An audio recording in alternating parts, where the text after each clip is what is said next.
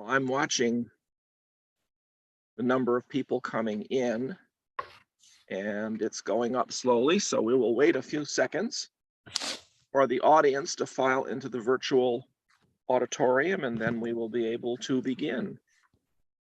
So we will wait a bit longer here.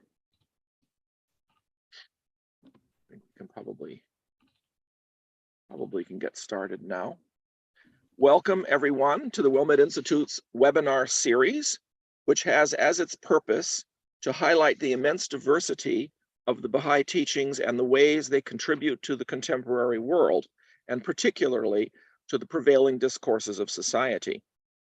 Today, we turn to the approach the Baha'is are taking towards bringing about social change, our evolving framework for action. I am Dr. Robert Stockman, the Dean of Baha'i History and Texts at the Wilmette Institute. I have a PhD in History of Religion in the US from Harvard Divinity School, and I teach courses on Baha'i subjects at the Graduate Theological Union in Berkeley, California, and on religious studies at Indiana University in South Bend. Joining me today are two additional speakers on our panel. One is Dr. Justin Scoggin, and I'm very pleased to be able to say doctor because he has just completed his dissertation. It has been accepted, and he is now finished, except for walking and getting his diploma in another month or so. We are very excited and thrilled for him about that. His degree is being conferred by the University of Idaho. He's the Chief Academic Officer of the Wilmette Institute. Justin has helped develop learning outcomes for community and credit-bearing courses and programs for the Wilmette Institute and has helped align them to the current set of Baha'i global plans. He is currently exploring pedagogical principles for online learning coherent with learning outcomes. He has also worked for Fundaek, which is a Baha'i-inspired program in South America, as a teacher and program administrator. And he has also worked as a principal in a K-12 school in Ecuador, to be exact, the Galapagos Islands. And that itself is a fascinating story, which perhaps we will hear about some other time as well. Also joining me today is Ymasumac Marañón Davis. Ymasumac, or as we often call her, Ima, is an educator, writer, and consultant whose ancestry comes both from the Quechua people of Bolivia and the New England Pilgrims. She has been a teacher, administrator in education, published author, and international speaker. As course designer at the Wilmette Institute, she helps shift its pedagogy to be in alignment with the plans set forth by the Baha'i Universal House of Justice. She is currently a doctoral student in education for social justice, researching the role of narratives in shaping learning courses and cultures. So having finished our introductions, we will now turn to the first slide, and I'm the first speaker. I'll be then followed by Justin, and then finally by Ima this evening. So if we could have the next slide, please. Thank you. And I need to advance my notes as well. We thought that it was probably a good idea to start by explaining that the Baha'i Faith, while extremely concerned about social transformation, as you will hear tonight, is not just a social movement, but of course, obviously a religion, and we believe based on divine revelation. Baha'is emphasize that religions around the world have been founded by individuals we call manifestations of God, and we claim that God sends these prophetic figures to humanity periodically as human social and technological evolution create new moral and spiritual imperatives for social problems in society and such. The Baha'i scriptures recognize a series of individuals as manifestations of God. I have some listed here: Krishna, Buddha, Abraham, Moses, Zoroaster, Christ, and Muhammad. But in addition, the Baha'i scriptures recognize that tribal peoples from around the world have also received many kinds of prophetic figures throughout history, and that these individuals have infused their cultures with divine truth and beauty. As a result of this insight into the nature of religion, Baha'is emphasize the oneness of religion. In other words, that religion comes from the same divine source. Humans may understand it differently. They have used different languages. They have created different technical terms to explain their understandings, and then they, of course, elaborated on them in all kinds of different directions. But nevertheless, we recognize that all religions ultimately come from the same source, and therefore all of them are valid.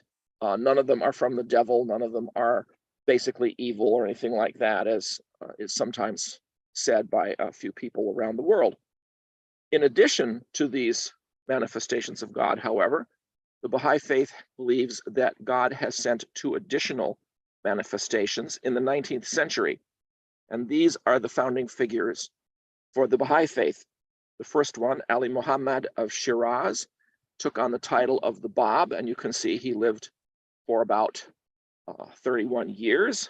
He was then executed by firing squad in Iran for his teachings in 1850. He was succeeded by Mirza Hussein Ali of Nur, a town in northern Iran, and he took on the title of Baha'u'llah. He lived throughout most of the 19th century.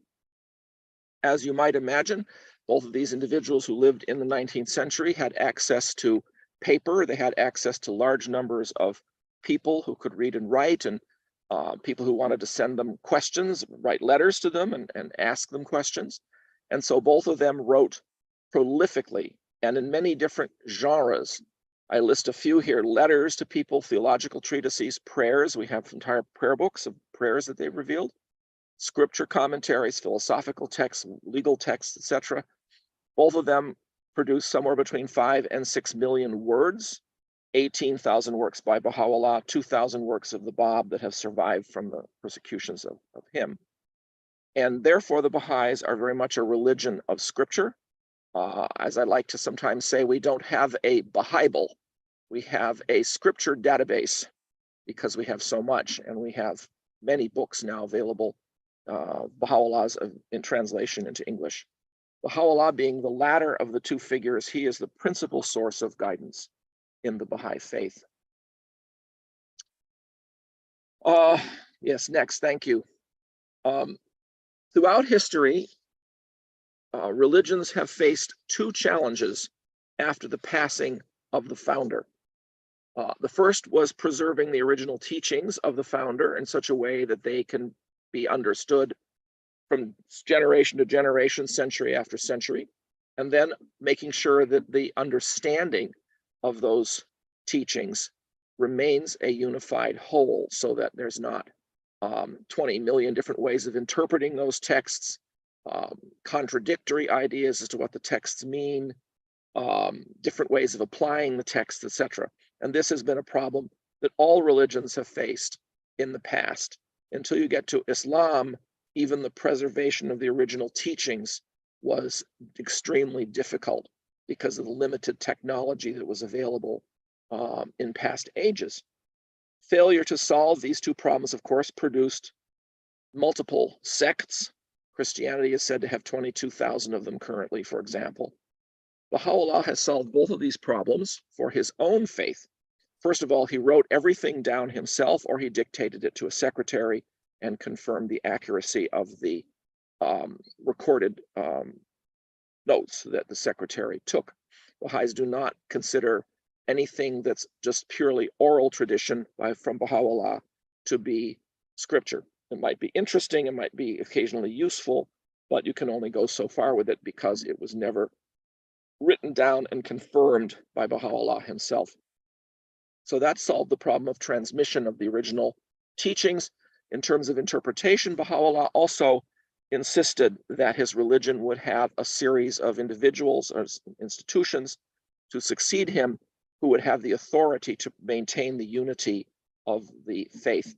He appointed Abdul-Baha, his immediate successor. So when Baha'u'llah passed, Abdul-Baha was immediately accepted by the vast majority of the Baha'i community.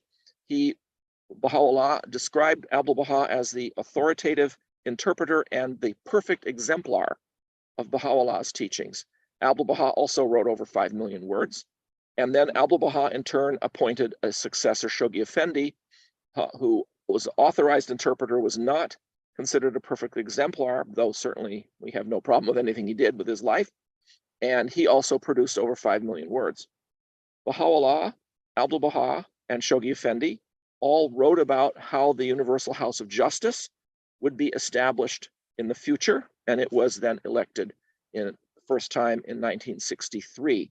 It's a 9-member governing body, a coordinating body, which is authorized to legislate about Baha'i teachings and to organize and lead the Baha'i community. The Universal House of Justice's next election, by the way, is coming up in a few weeks. It's reelected every 5 years and has 9 members. Next slide, please. Well, the teachings of Baha'u'llah are relevant to many, many different topics. He revealed prayers, the importance of fasting, the nature of music and the value of music, how to raise babies, the importance of, all kinds of different topics, how to set interest rates, the mystic nature of our connection with God. So there was all kinds of range of teachings. Not all of these, of course, are immediately relevant to social change, though all of them are at least partially relevant, you might say. And in order to understand the Baha'i approach to human beings in general, and to social change in particular, there's a particular passage I have here selected from the writings of Baha'u'llah from Gleanings that I think is exemplary. He says, first and foremost, among these favors which the Almighty hath conferred upon human beings is the gift of understanding. His purpose in conferring such a gift is none other except to enable his creatures to know and recognize the one true God, exalted be his glory.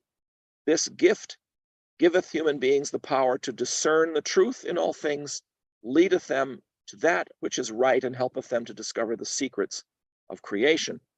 So we have here the notion that all human beings possess this faculty, this capability, the gift of understanding. And as a result, there is a very strong emphasis in the Baha'i Faith and the oneness of humanity. We all occupy the same spiritual station in creation, and therefore there are ethical implications for the fact that we all occupy this same station. Furthermore, the thing that gives us that station is the gift of understanding. The gift of understanding helps us to recognize God, to search for the secrets in creation, and thus religion and science must both be based on reason in order to succeed. They search for and seek complementary truths. And so we view both nature and the spiritual side of the world as being created by the same God, and therefore as being complementary to each other and in conformity with the same overall creator and the same overall truths.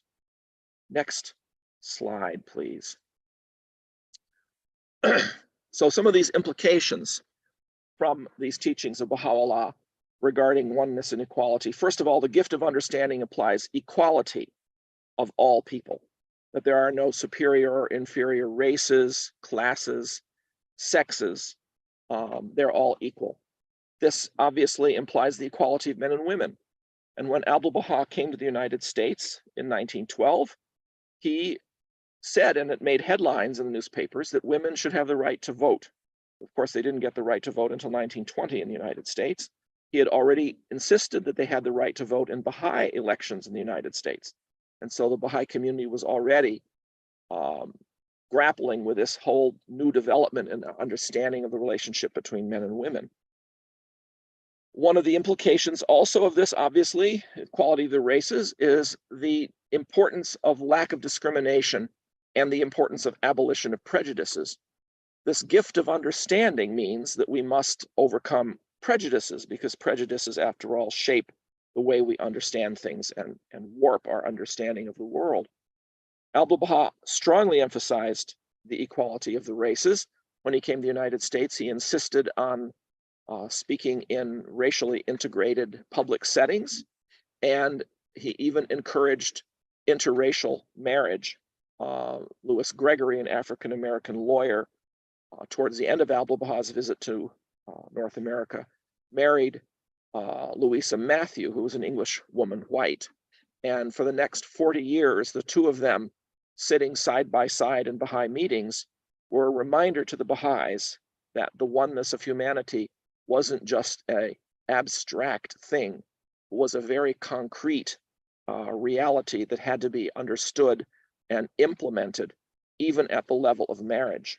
So this was a very important, I think you could say, very important development. The gift of understanding also means that people need to have a voice in decision making, because everyone is capable of learning. Everyone is capable of coming to an understanding and sharing that with others. This is what the Baha'is call consultation, the importance of making decisions together about how to work on problems together, how to solve problems, how to live together successfully, how to organize our communities. And the gift of understanding and the oneness of humanity implies the importance that all must have access to education. And so this is another important principle of the faith, and that all must have access to the basic means of living. You can't really have a chance to become educated or to contribute to society if you're living on the street and begging for food. It's much more difficult to be able to contribute to society under those circumstances. And being able to create a society where there's a certain level of prosperity for everyone is another aspect of this Baha'i teaching that we'll hear more about. And then there's this also thought by Baha'u'llah worth emphasizing: noble have I created thee, yet thou hast abased thyself. Rise then unto that for which thou wast created. We are all created noble, and we must help each other to see our nobility, to find nobility in others, and to help all of us to strive to become more and more enlightened, transformed, and noble beings. Next slide. One more implication that I want to mention here: the gift of understanding can also be applied to both God and religion. So religion must be rational as well as being a mystical thing. The Baha'is do not deny the possibility of miracles. Miracles are not something we build our religion on. We don't consider them proofs, but we don't say they're impossible, because God, after all, is in charge of the whole creation and therefore can do what he wants. Independent investigation of truth is another implication of this Baha'i principle of the ability for everyone to understand. Everyone must be assisted and trained so that they can study and learn about the truth themselves, instead of having to listen to others and just follow others. Because everyone can investigate reality, there's no need in the Baha'i faith for a special clerical class to tell people what to believe or to train them. People can read books, some people can become experts in this or that, and they can then accompany others in their study, but there's no need for a special class of people. And the Baha'i faith has an absolute minimum of ritual. Ritual is something anyone can perform too, if there is a ritual in a particular case. And so there's no need for religious experts to do that. Baha'i communities are organized by elected coordinating councils, and the election occurs as a result of prayer, and there's no mentioning of names, no campaigning, no electioneering, either for or against people. So this also is a way of maintaining unity and helping really the spirit of understanding spread in the community. I've already mentioned the harmony of science and religion, because both of them are created by the same God, after all, and they both involve the same rational principles for study. And of course, this means that if we're talking about social transformation, such efforts from a Baha'i point of view must be based on all of these principles: the oneness of humanity, the nobility of all people, independent investigation of truth, consultation of all people, and the harmony of science and religion. So now I'll turn this on to Justin, who will continue this discussion. Thank you very much, Robert. It's such a pleasure for us to be here with you all today, although I'd really like to be able to see you all, see your faces. That would help me a lot to be able to read the room and know how things are going. But just knowing that you're there is wonderful, and just being here with you all is just a fantastic opportunity. I'd like to kind of take advantage of the historical context and the context of principles that Robert has established here to think about the purpose of religion, and how it in the Baha'i faith there is a dual purpose. So this is a quote from Abdul Baha, and as you can see, when he speaks about the purpose of religion, he mentions he focuses on souls, so individuals, but he also speaks of nations, so our collectives, and this points to how religion is necessary element for the transformation of both individuals and for communities, and not just small communities, all communities of all sizes, up to the international level, and that this foundation, this spiritual foundation, is the same in all of the heavenly religions, is one reality. Next. Yeah, so I'm just going to take a little bit of a dive into the individual transformation first, and then we'll look at the social transformation. So this aspect of the individual transformation speaks to us in our path. So we all are walking a path in which we are searching for meaning. And when we search for meaning, we read the Word of God, we pray, we think about our own spiritual qualities, we think about our defects, right? We reflect on our defects, and we think about become inspired in the reading of the Holy Word about how to become a better person, how to reflect the nobility that Robert spoke of earlier. It's not always simple, not always easy to express that nobility. And again, Abdul Baha indicates here that in this process of individual transformation, becoming aware of our potential, he speaks of the knowledge of God as key to this process. And he also talks about how religion makes possible the discovery of the verities of life. Discovering the verities of life, I think, it's just a wonderful way of expressing how understanding our reality, our true reality, both social and individual. And I think that if all of us, all people kind of underwent this process, our communication would be a lot clearer, Okay, let's move on to the next one. Yeah, so briefly, very, very briefly, regarding the social aspect of the transformation that religion its purpose is to undertake. Baha'u'llah says all men have been created to carry forward an ever-advancing civilization. So this is part of our DNA. This is part of our purpose as human beings, and that this ever-advancing implies the process of human development. The human development must progress from one generation to the next. And what's interesting is that it also implies that this progress should be sustainable over time.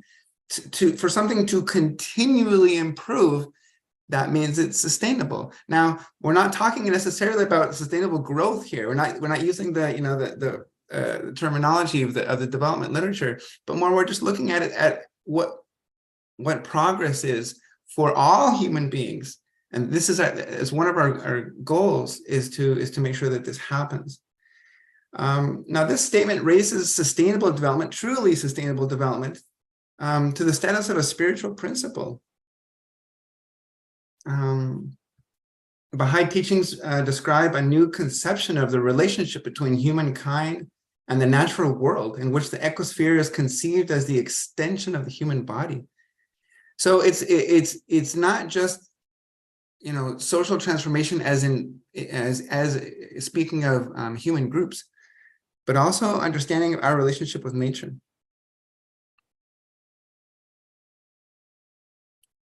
Now, when we look at some of the principles that Robert mentioned, along with this dual purpose of religion, so one of these principles that Robert mentioned about the oneness of humankind and also the evolution of society that I was just mentioning, Baha'is call this a twofold moral purpose that each individual has. Now, this twofold moral purpose, again, is to work towards the transformation of myself as an individual, constantly thinking about how I can become a better person and reflect the nobility that we were created with, and how I can contribute to the transformation of society, of the people around me. So this individual transformation we speak of powers that should characterize a member of the human race entering its age of maturity. If we are truly entering our age of maturity, how do I contribute to that? And then at the same time, as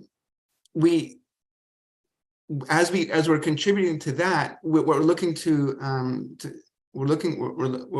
make happen is this organic change in the structure of society. So we're not happy to just change things to make them a little bit better or to make them reflect a little more the nobility of humanity. No, both of them need to reflect each other. The nobility of the individual needs to be reflected in the structures of society. And I think this is really truly the challenge of the Baha'i faith, that each Baha'i has. Next. So when we think just a little bit about the kind of the development, you know, of our society, we kind of wonder why the international development agenda works within a framework that does not respond to the true nature of humanity.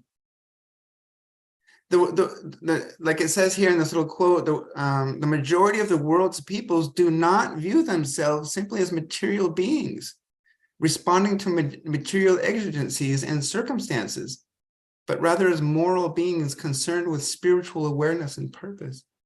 So, you know, the international development agenda, unfortunately, doesn't work under this premise. It treats people as material beings with many material needs. And of course, I'm not saying we don't have material needs. We do have many material needs, and they're extremely important, as Rob mentioned just a few minutes ago. But that's not it. That's not the whole story. And in fact, if that's the way we're acting, then the development that we're going to see in the world will not be satisfactory to the great majority of people. And I think that's kind of what, you know, we can see that around us right now. Okay, next. I'm going to continue with this idea that spirituality needs to be at the heart of our development efforts. And so thinking about development, it must directly address the inner life and character of human beings, as well as the organization of society. And this goes along with what I've been mentioning this whole time, the dual purpose of religion, the twofold moral purpose of each individual. Development then needs to help each individual and the society express these noble ideas. It has to reflect who we are as individuals. It can't focus only on the material side or only on a certain other side. It has to. Development means that we develop as a whole, all of us together and as individuals, but all of the individual, not just part of the individual or part of my identity. No, I'm not ready yet, Hesty. Go back. So look, when we talk about promoting a process of social change, we're talking about cooperation, compassion, rectitude of conduct, and justice. A transformation that permeates every aspect of the relationships that govern human activity. And I'd really like to emphasize this quote here. It's all about relationships. And I think that we're discovering this more and more, that development isn't just about services. It's about establishing relationships that are meaningful for everybody, in which people have a voice, like kind of Robert was also mentioning before, in which every single culture, every single group is allowed to understand the revelation of God for today and put it in and apply it according to their circumstances. So when we speak of like this kind of transformation of our society, we're not talking about one single transformation in one single way. It has to be transformed in 100,000 different ways according to the spirit, the cultural needs of each people. But that doesn't mean that like the fracture of the cultures either. It allows us to communicate, but it allows the expression of the cultural expression according to to the people's needs all over the place. So it's, I guess the word we could use here is like a unity and diversity. And through this process, what we're doing is we're reframing what constitutes well-being. Because again, if we focus on the material needs only, well, then that's how we're defining well-being. That people are happy when their material needs are satisfied, and yeah, that is very helpful, absolutely, for sure. And spiritual and material development need to go hand in hand, for sure. But again, if we're going to rethink through religion what well-being is, then that needs to be expressed in our efforts to generate development around the world. Now you can change. Yeah, so I'm really glad that Robert mentioned the relationship between religion and science, because this comes up here again.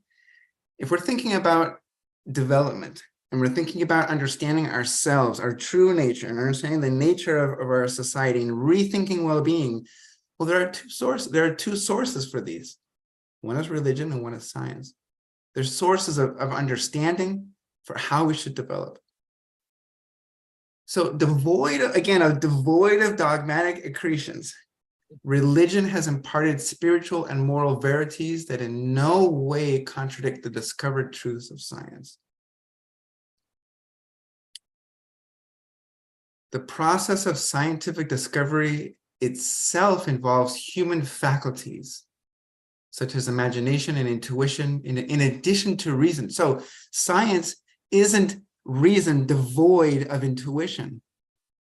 Much of science is permeated by human intuition. The language makes it sound like it's only, only focused on reason, but the truth is, the decisions that people made, even to get to that decision, were made intuitively. And so the science reflects our whole being as spiritual beings, as emotional beings, but also as reasonable beings. And so does religion. And both of them are sources of understanding that allow us to come together.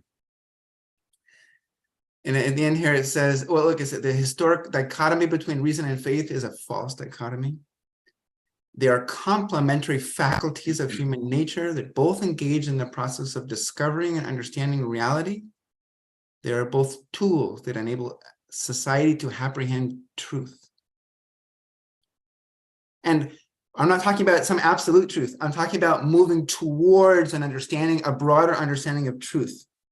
Which is kind of what we're doing as Baha'is, and I think then the next slide will speak to that.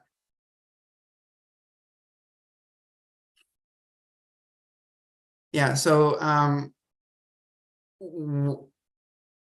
thinking about moving towards this transformation of the collectivity and transformation of the individual, we're thinking about, okay, so what does that mean? Finally, at long last, thinking about the long history of humanity, of thinking at a world level. And of course, since the 1940s, this has been happening, where we've been thinking at the world level through the United Nations, and this is a beautiful thing. But that's the United Nations isn't the final solution to humanity's problems. In fact, it needs quite a bit of reform. And Baha'is are very happy to contribute to that process of its success, but also its reform. And look, so it's based on a profound consciousness of the oneness of humanity, but remember, unity and diversity, always, in which justice is the central organizing principle, and the well-being and prosperity of all peoples is pursued. Okay, next slide, please. So this is my last slide, and what I want to emphasize here is that this process of building a new society, both on the individual level and on the collective level, is something that we're not sure how to do. Baha'u'llah gave us principles and ideas, but it's up to us to apply those ideas to make them into reality. And again, this has to happen differently. So, some things are, they're done in common, so we can learn from each other. But then their expression needs to be different in every single place around the world, so that it's adequate or it's appropriate for that culture.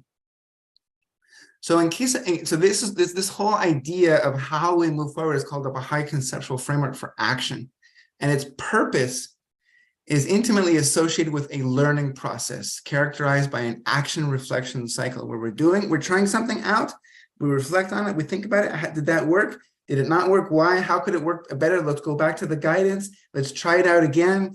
But it's a collective. We're consulting with each other. We're learning from each other. This learning cycle is a construct for being able to focus on learning how to translate the Baha'i teachings into action in a particular area. So again, all participation in this process requires all of us to have a posture of learning in which we recognize our own ignorance, and we also express our desire to learn, and we know that learning happens collectively. And I think that with that, I'm going to turn it over to Ima.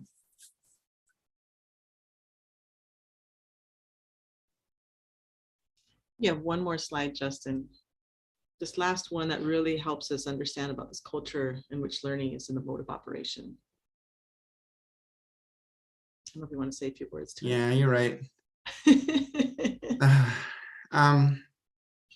Yeah, this last slide is, I think I wanted to kind of tell a story with this last slide. And it's basically that the Universal House of Justice, which guides our development process, is asking us to accompany each other in this process of learning. And this word accompaniment, it's beautiful.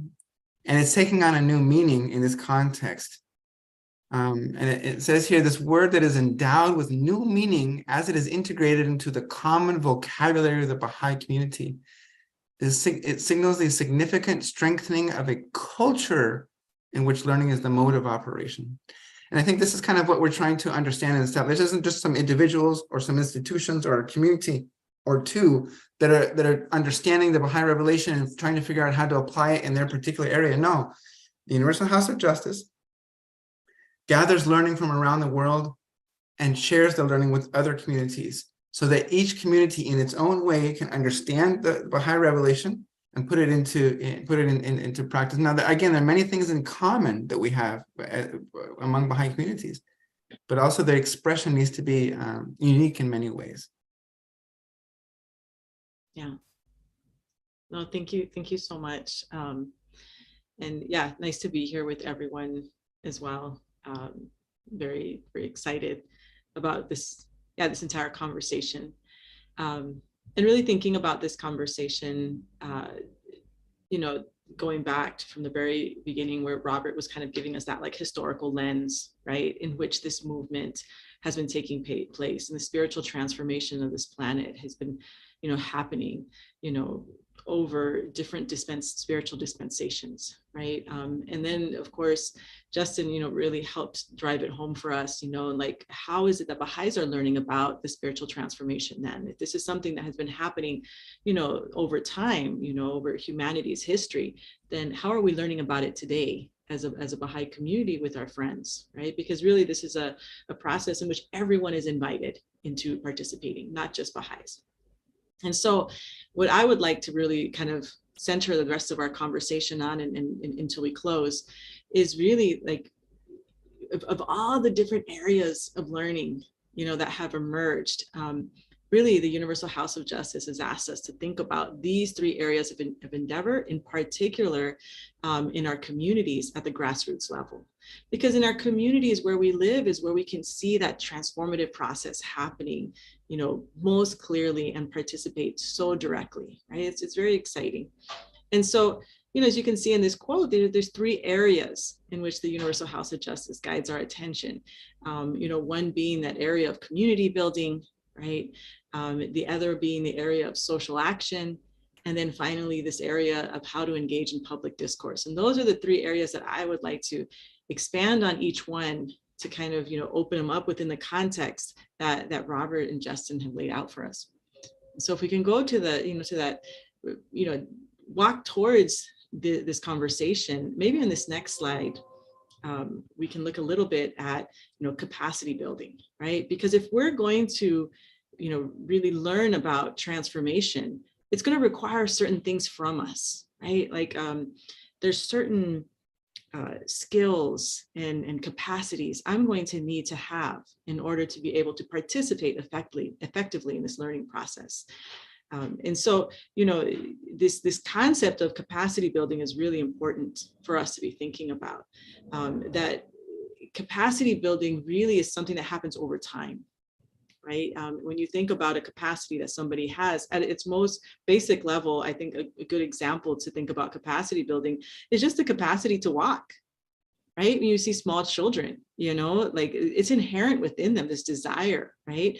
But it takes time, right? And we often accompany them, right? We, hold their hands, like they kind of tumble a bit, but over time they get stronger and they get better at it, right? It's kind of very similar with all these other capacities that we have to develop, right? The capacity to be able to reflect, right? How do I reflect? How do I learn how to reflect regularly with people, right? The capacity to be able to read my reality. That's such a powerful phrase and such a huge concept. How do I do that? Right. So each of these needs to be nurtured and developed and take time. However, this idea of capacity building, the Universal House of Justice has helped us understand that it's also part of a process that's systematic in nature. Right. And so it's something that you do regularly, but through that systematic process, organically things can emerge. Right. So while it's systematic, by no means is it stifling growth. It is actually nurturing kind of this organic movement to occur as well. So it's pretty exciting. And that's really what, Justin was trying to help us understand as well about, this organic movement that's happening within this systematic process.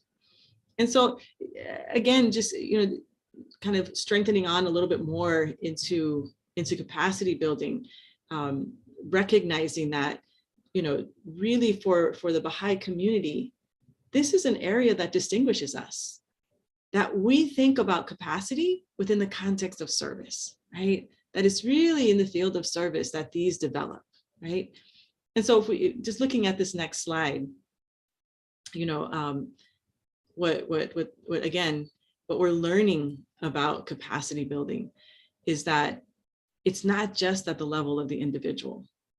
As important as that is, it is also important for institutions to build their capacity and for the community to build its capacity. So there's an individual capacity building, there's a collective capacity building, and there's an institutional capacity building, right? So it becomes layered, right? It's not just like the singular concept. What's really important, though, to remember, and it's something that, we're really learning about, as a community, is that these all interact, right? They're dependent on each other. So as the individual develops its capacity, inevitably, the institution will be impacted by its capacity, and inevitably the community will be impacted by its, right? And vice versa, right? As an institution develops its capacity, the others will also be impacted. And so it's really exciting, right? Because now we can see this movement happening. It really becomes very much like, in my mind, I always think of like an engine, right? Not that I'm good at mechanics, so don't get excited if that's the direction you want to go in, but rather in a very simple way of just being like this engine that, needs all of its parts to hum along. And as one part gets stronger, the other parts also can hum along more effectively, right? And so just keeping that in mind as we look at these three areas of endeavor, right? If capacity building is really the watchword in these areas of endeavor, then what is it that we're doing with these different areas? And so maybe if you look at this first slide on community building, and when we were preparing this together, none of us could get too far away from the beautiful words of the Universal House of Justice, because they have such an incredible way of laying this out for us of what it is that we're actually engaging in. So this concept of community building, if you just look at those two words, it really does not describe the beauty of what's actually happening. And so if you look at what the House is, described for us here, community building is really responding, right, to that inmost longing of every heart to commune with its creator. That's what community building is, right? And so what we do then with our friends is respond to that longing by creating spaces of devotion, right? Spaces of prayer, right? It could be spaces of prayer with my neighbors because it's something that we long to do together. It could be spaces of prayer with my friends because that's something we long to do together. Wherever it is, we begin to learn how to create these devotional spaces throughout the community in which we live, because we know that's something that we all long in our hearts, right? The other thing that community building is that it's also this desire for us to be together and to engage in meaningful discussions on themes of spiritual nature, right? And so, again, maybe I'm getting together with my neighbors on a regular basis to discuss these things, maybe with a few friends we get together, depending on your context, right? And where you live, you're going to be getting together regularly and having these like spiritual conversations, right? You're going to deepen your understanding of, this revelation that Baha'u'llah brought. Really understand what is his message, right? And then invite others to participate with you. Really, that's really what community building is. And you can see that there are capacities that will go with each one of those, right? Each one of those carries certain capacities, in order to be able to engage in them and to be able to carry them out. And they're not necessarily complex capacities, but they require something of you, right? They require the capacity to know, for example, how to just study a prayer with others, right? It requires something like that, something as simple as that. At the same time, it's something we have to actually practice doing, right? And so it's a process that you actually have to engage in. But if we continue forward a little bit longer in the next slide on community building, we see that community building also is very aware and conscious of the children in its community, right? Community building recognizes the need for children to develop this spiritual compass in which will guide them throughout their lives, right? And we're concerned about all the children in our community, so my neighbors and their kids and their grandkids and my grandkids and my children, right? We're concerned about them, and we want to help develop this strong compass within them, right? And so community building also means having children's classes, right? Ways of educating these children in our community, right? So that they have this strong, roots, right? That are founded in spiritual principles. And those are beginning to kind of grow in different pockets throughout our community, right? We also recognize that there's different age groups, right? So community building would also recognize, for example, that you have this age group of youth, but then a very special one of junior youth, right? That junior youth, there's that special age of kind of in between, right? One of my favorite places to be in between. And so you think of 11-year-olds to about 14, right? You know, just that special age group right in the middle there. And we call those junior youth, right? And those youth, you know, have also a spiritual educational program for them called Junior Youth Spiritual Empowerment Groups, right? Or empowerment program. And so that you have these groups now in which their special needs get attended to, right? And so that they then can become really empowered, right? To direct their energies, you know, towards, you know, the upliftment of humanity. Right. And so it's really exciting, right? Because it's such an important stage. And then, of course, community building also recognizes that more and more people need to build capacity to express, you know, their faith, you know, through, you know, multiple endeavors in their communities, you know, both in a material, but also in a spiritual dimension. And so, again, this goes back to, you know, that twofold moral purpose of transformation that we talked about earlier, right? Both at the level of the individual and at the level of the collective. And so that's one area of endeavor that the Baha'is and their friends are really learning about very systematically. How do we do this as we, you know, kind of develop this new world in which we're trying to all coexist in together? And so then let's look at the next area of endeavor, which is this area of social action. Right. And social action, you know, is very powerful title, and sometimes can feel a little daunting because it can feel like maybe I need to have some really specialized skills to do this. Right. And again, yes, we're going to need to have certain capacities to engage in social action. Right. However, once again, you know, the Universal House of Justice guides us really wonderfully and lovingly in understanding that social action, you know, can actually range from very like informal efforts, right, between, you know, a few individuals, a few friends, you know, trying to solve a problem together, you know, to something much larger and more organized and systematic in nature, right? And so, you know, the range of social action, right, is really wide. And all of us, you know, can participate in it. I think what's really important to remember, you know, no matter the scale of the social action in which we're thinking about, is that really what social action is being thoughtful about how you apply the teachings and principles of the faith, of the Baha'i faith, right? To help improve some social or economic, you know, situation in the life of a community, right? That's really what it is, right?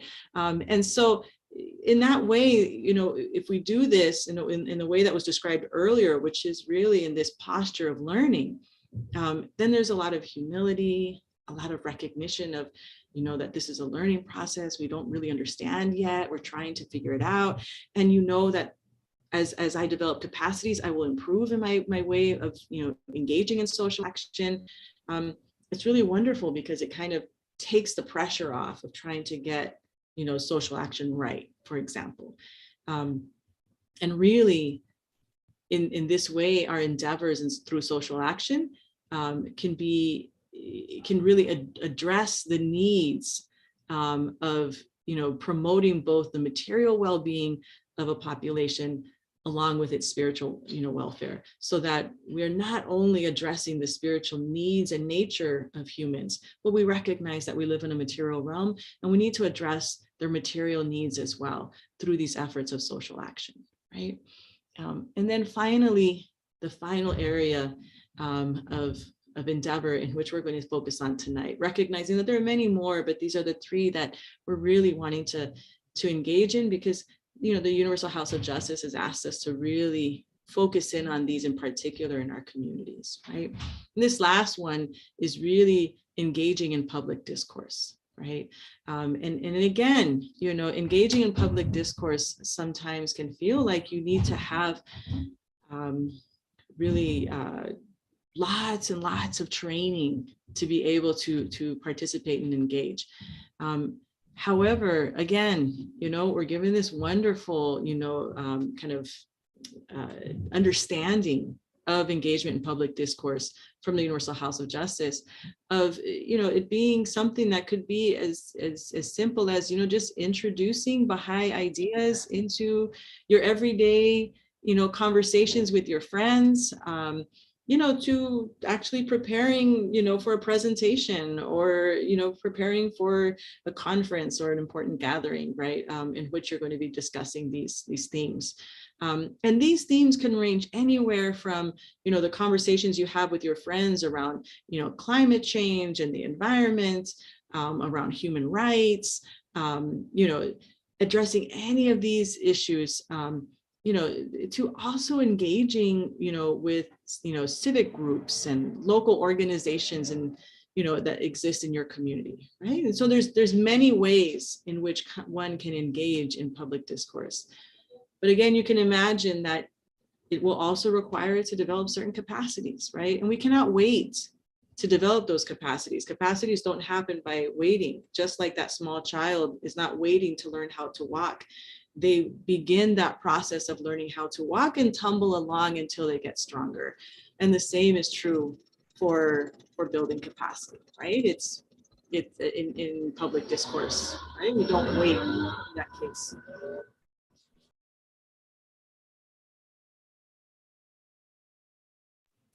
So this final quote, maybe Justin, can I ask you to encapsulate this final quote for me? Sorry, I have some workers doing wonderful service here. Yeah, sure. Everything we've been talking about today, that Robert gave us this this beautiful context with the history and also the principles and the oneness and justice. And then we're looking at the kind of this twofold purpose of religion, twofold moral purpose, and how these have been expressed in community development, in social action, and in engaging in public discourse. All of these represent ways of awakening the energies latent in the human soul and channeling them towards the betterment of society. Together, they are the means of releasing the society-building power of the faith. So the Baha'u'llah gave us a vision of what society can look like in the future.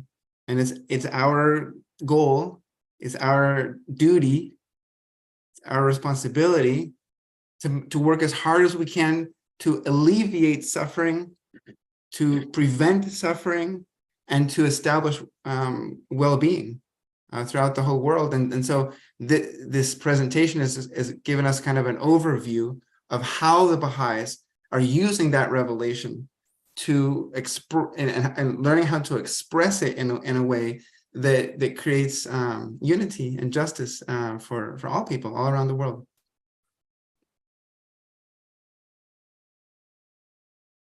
Very good. Thank you so much.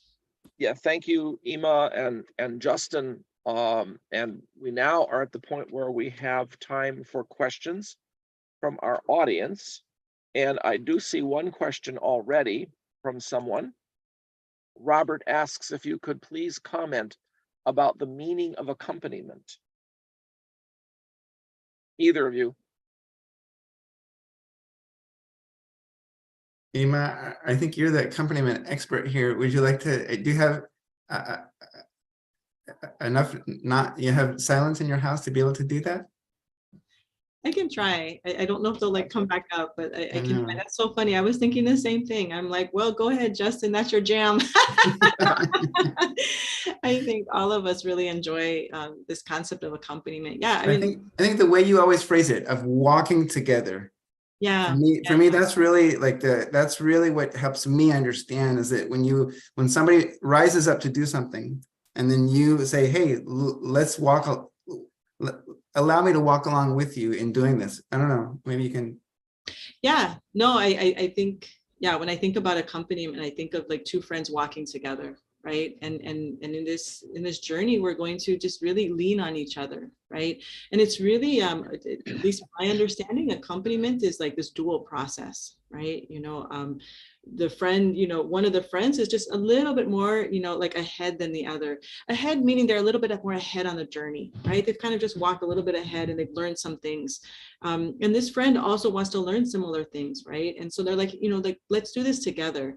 And so then they accompany each other, right? And the one that's learned a little bit more, maybe will share some things. But ultimately, they both are impacted, right? They both are deeply impacted by this learning process. And again, it goes back to what we were talking about earlier. It requires certain capacities in accompaniment that can really, at least in my estimation, only be developed as you accompany each other.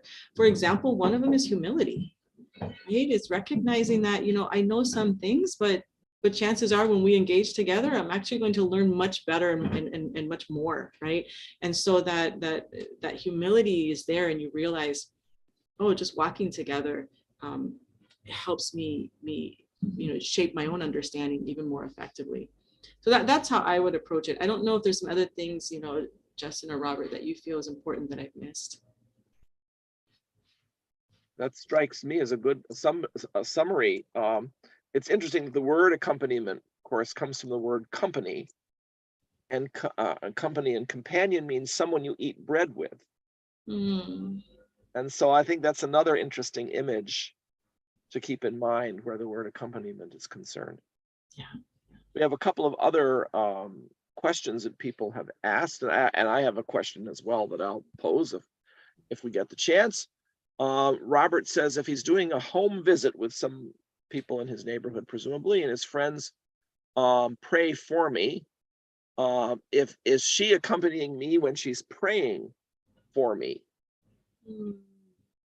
That's such a beautiful question. I so love that. And I mean, in my estimation, accompaniment, is also mystical in nature to a certain extent, right? Like we don't know how we're being transformed by each other.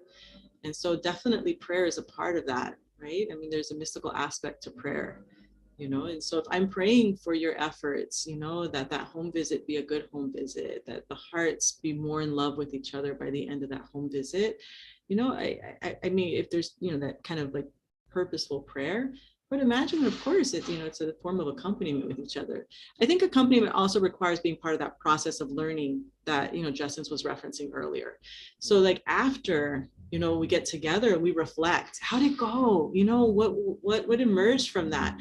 Then, that's where the learning comes from with accompaniment, right? Because then I'm going to learn from you and you're going to learn from me and I'm going to reflect on it. And of course, prayer is a part of that, but the reflection is a necessary element. And maybe in that reflection process, we're going to realize we need to learn more. And so then we're going to go get some guidance, or we're going to study the guidance together and say, oh, actually in the home visit, this happened, but look, the House of Justice says this. And so you start studying that together, right? And so you can see how it's very rhythmic in that way. It's a beautiful way of kind of learning together, because at least for me, it takes the pressure off, and it's just a great deal of joy that happens between two souls as they learn together about transformation. Justin, I don't know if you have anything to add. I have another question here by Philip. Philip says, thank you for this uplifting presentation on a very important topic. How is the decision of what its elements should be made, and how are the new elements added? Who directs the conceptual framework? So where do the elements of it come from, and how do you add elements to it? And then he adds, is the framework for action different from the conceptual framework? Are their elements the same or distinct? Go ahead, Robert. Me? Yeah. Well, I think you all are the ones who've been talking about the framework the most. Obviously, in terms of the elements of the framework, that's something that I think probably grows and develops through experience, and then eventually the House of Justice will say, yes, we add this framework, add this to the framework, we add that element to it. But it's something that is an organic process also that gets endorsed by the head of the faith. Sometimes the head of the faith might say, let's try this, and then people try it. Other times people try things, and then the head of the faith says, this is great. Let's let everybody know about it. So in terms of the elements that get added, I think that's the obvious answer to that question. And of course, the elements have been defined also in a Ruhi book. This is a series of books that the Baha'i World Center has authorized for publication that are used around the world, and they're used in dozens and dozens of languages. I'm sure they have it translated into Quechua now as well, right, Ima? Presumably. But the books contain, there's already a book which describes the conceptual framework quite well. I'm not sure if I would talk about a difference between a conceptual framework and a framework for action, though. It seems to me the conceptual framework is the framework you use for action. Yeah, I think the only thing I could add to that is that when we speak about how the Universal House of Justice makes this decision, they're making this decision with this amazing network of communication happening all over the world. So this posture of learning isn't only for individuals, and it isn't only for local institutions. It's also for the supreme body of the Universal House of Justice. They are also in a learning mode, and this is what's beautiful: is that their attitude of learning is the model for all the rest of us individuals and all the rest of the institutions around the world. And so there are international bodies, there are continental bodies, there are national bodies and local bodies, and even sub-local bodies, like like a nucleus. Yeah. So the learning that the House of Justice gleans from different people going and doing different things around the world is systematized and shared back to the Baha'i world, where we can try something out and say, oh, look, this is beautiful. Look at this, what's happening over here in this other place. They did this, it worked, let's try that out, but according to our local circumstances here. And if it starts to work really well and things gather steam, that learning will go right back up to the World Center. And so this back and forth of this learning process, it's the reason that the Baha'i world is advancing, is that we can talk about this today, is because the Universal House of Justice can then say, look, the patterns that we're seeing around the world indicate that these are the 3 areas of endeavor that are really effective. There are others, and maybe in the future we'll add more and more or take some away, but right now these are the 3 that are really where we want to go. So let's all move towards that. And so in unison, we move towards that, but in a diversity of ways. Yeah. And I think it's worth pointing out that this is not just the mode of operation of the House of Justice. It was the mode of operation of Baha'u'llah, Abdul-Baha, and Shoghi Effendi as well. Baha'u'llah, he provided revelation from God, but people wrote him letters. And he wrote letters in response to people. And the vast majority of Baha'u'llah's writings are letters in response to people. So they are part of an interactive process between the people who knew about Baha'u'llah and could write him, and Baha'u'llah's access to innate knowledge. This was also true of Baha'u'llah's son, Abdul-Baha, and Shoghi Effendi, his successor as well. They were receiving huge numbers of letters. There are stories of Abdul-Baha dictating letters in Arabic to one scribe and then turning to another scribe and dictating a letter to him in Persian and going back and forth because the scribe couldn't keep up. So he'd be doing letters alternately in the 2 different languages. That's why we have 30,000 documents from Abdul-Baha, because it was an incredible flood of correspondence. Another comment here, well, I'm not really sure if this is a comment, but person is asking about the slide on the covenant and the fact that the meaning of the teachings in the past have been misunderstood. And he says perhaps that's not really a failure, perhaps it was just part of God's plan, that particular religion couldn't achieve greater unity at that time. And I think that personally that may be true, but I don't know if we want to elaborate on that particular question right now, because it's difficult to explain, I think, quickly. Then Christopher says he's new to the Baha'i Faith. What book can I get to learn more about the Universal House of Justice? Ideas? Baha'i.org. I'd say start with Baha'i.org. The Baha'i website, the official website, yeah. Start with Baha'i.org and see what it has to say about the Universal House of Justice. But also you can learn about, you can actually read the Constitution of the Universal House of Justice. And it's an amazing document. It's truly, you'll never see anything like it. It's amazing, and it really will help you understand the origins of the House of Justice, that it comes from Baha'u'llah himself.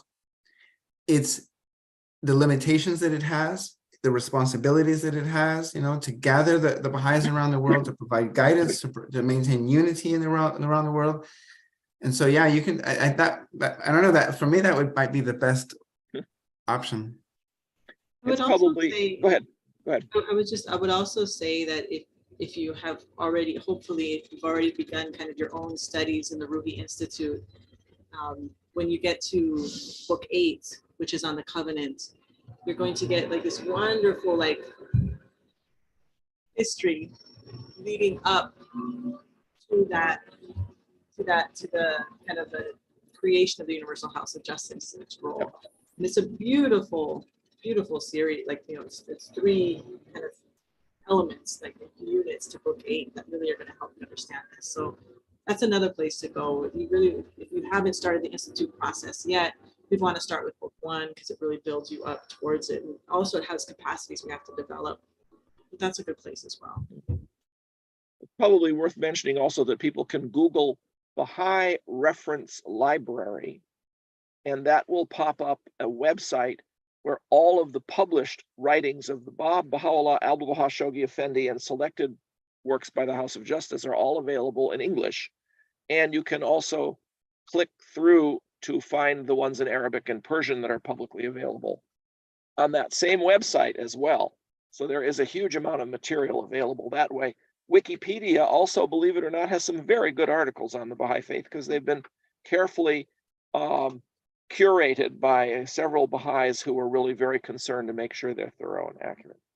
I have another question that I thought I would pose to the two of you about this Baha'i evolving framework for action where social transformation is concerned.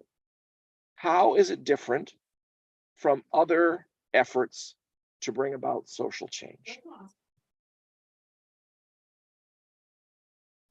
Big difference. There's some big differences, I think you can say.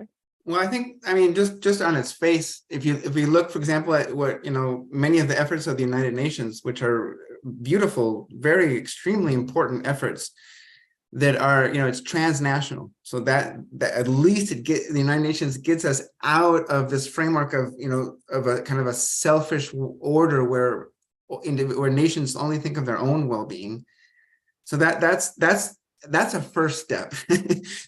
Getting out of this kind of trap of thinking only about what's best for my nation, right?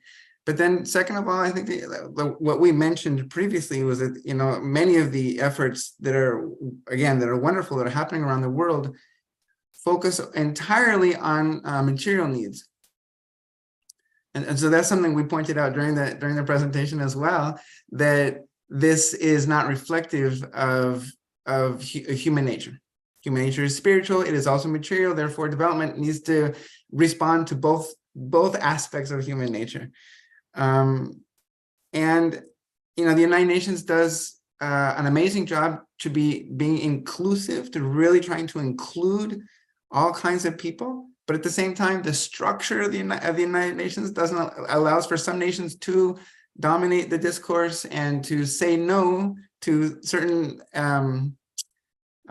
initiatives that might really be good for most other nations. So the structure of the United Nations doesn't think in a way that's only about well-being. It still is kind of trapped in this in a structure of nations and of the world capitalist economy. It's still kind of there's it's very strong roots in these things. So, and how would you contrast the Baha'i approach to the approach of nonviolent civil disobedience, for example, which is another very important way of bringing about change? People go protest. People, break the law in order to make a point. Yeah. And how would you contrast the Baha'i approach to that? Yeah, reading Martin Luther King Jr.'s writings and also reading Mahatma Gandhi's writings are truly inspirational, and the things that they accomplished are extremely necessary for their time. However, the Baha'i approach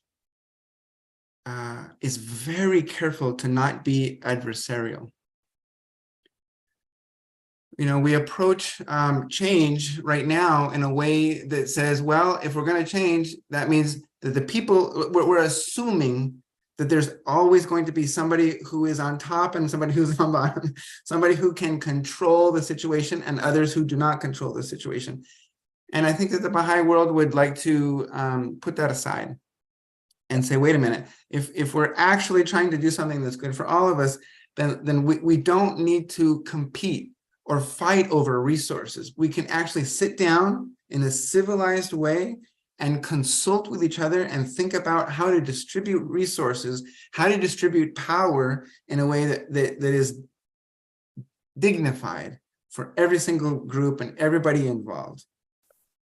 I can also just add a few more things, and even to your previous question. I mean, I think one of the most distinguishing features that, you know, for Baha'is and the framework for action and what we're doing is that we have access to Baha'u'llah's revelation. You know, I mean, I always think about, you know, like the early Christians, they had access to Christ's dispensation. Those who did not have access to that, you know, were kind of bereft of what Christ came to bring the world. You know, the same thing with the Buddha, right? And his dispensation. And so it's true in this dispensation, right? You know, those who have access to Baha'u'llah's revelation, it's transformative, right? But, you know, this framework has that, right? The other thing I was thinking of is that, you know, and in the Baha'i Faith, there's this acknowledgement of that there were certain means that were acceptable for a certain time period, yep, and they're just not acceptable now, right? Yep. And so these means that, you know, communities had to engage in order to preserve themselves from, you know, social injustices, you know, may have been appropriate at that time, you know, but we know at this time the means have changed, right? And so now we have different means, right? Again, I think it's based on capacities. Our capacity as a global community has shifted, and we have learned. And so now we can rise to that. You know, I imagine, you know, 50 to 100 years from now, the capacities that this global community will have will be really different. And then they will also be rising to a different station, right? And so we kind of each move in that way. Yeah, I like to think. Oh, sorry, go ahead. Sorry. Notice I don't want to miss the question that's in here. So I just want to make There's sure. one more, there's another question which we'll get to, and I think in a second. It occurs to me that there is indeed a kind of evolution, like you said. When Genghis Khan decided to conquer most of Asia, you couldn't have had nonviolent civil disobedience to protest him, because when he went to a city, he told them to surrender or he would kill everybody and cut off their heads, and that's what he usually did. Nonviolent civil disobedience wouldn't have been of any use in that particular situation of extreme violence and terrorism. We're very blessed that we live in a society with public media and the means for these kinds of things to work nowadays. And to some extent, I think you would agree there's still some need for them. But the Baha'i community is aiming for a higher mode of transformation, a mode which does not try to create unity through means of disunity. And that, of course, is something that is a mode that is still trying to emerge, really. And this is something we very much are very concerned about as Baha'is, helping to bring about in the world. One other question here by Robert. How does the Baha'i process of community building include individuals who are not religious, such as people who don't believe in God, or perhaps sometimes people who are spiritual in nature but have no other interests? I think that's an easy one to talk about with the notion of what we call the community of interest. Increasingly, we want to encourage large numbers of people to join us in these community building processes, these social action and public discourse efforts, whether they accept Baha'u'llah or not. It doesn't matter. There's a contribution that they can make to these processes that we think are themselves ultimately of great value to humanity. And we want to encourage everybody to come and join us. in this effort to bring about social change in a unified way. Is that right? Yeah, I don't know if it's, I'm not going to define something's right or not, but what I will say is that I absolutely love that question, because, what it makes me think of is, Baha'u'llah said that, when he came, he drew a circle of unity, and everybody's in, right? So everybody's in this circle of unity around the world. We're all in, nobody's out. And so, it's not, my job as an individual is not to figure out if you're in or out of the circle. You're already in. So my job is to figure out how to, not only collaborate with you and engage with you, but also love you, right? To be deeply in love with you. And so it's really wonderful, because this community building effort and this framework for action has room for that. It has room for everybody to be able to participate in that way, and to learn from each other, and to reflect together. And, these friends who have different ways of engaging with the world and thinking about the world, we want to learn with them, and want them to help us understand more deeply, right? And so all of that is welcome, right? It's all within this framework. And so, at least from my understanding, it's a learning process. And so I get to learn with you about this movement. I get to learn with you about transformation, because my assumption is, if you're walking with me, you're also interested in transformation, both individually and collectively. And therefore, how will we do that together? Because you're coming from a different position of how you're viewing the world. And I'm curious, right? And that's one of the things that we bring in this learning process, is that curiosity. So those are my thoughts about that approach. I don't know if either of you have others. I think that's very good. Robert says, thank you for thoughtful comments. So that's very good. I think we have reached the end of our comments today. So if either of you have anything to add at this point before we wrap things up? No, I don't. Okay, very It was good. really Well, wonderful. it's been a wonderful panel. In many ways, for everyone, you've kind of just, glanced through a window of like our regular conversations that the three of us engage in, which is really fun. This does sound very much like Wilmette Institute staff conversations that we have actually quite often. Yeah. So that's very good. So I want to thank everyone for joining the Wilmette Institute's webinar today. We hope you will share some of the ideas and information that you've heard today in your conversations with others, and please tell others about this webcast. It will be available on our YouTube channel within about 24 hours. We look forward to seeing you again at a future webinar. Thank you for joining us, and good night.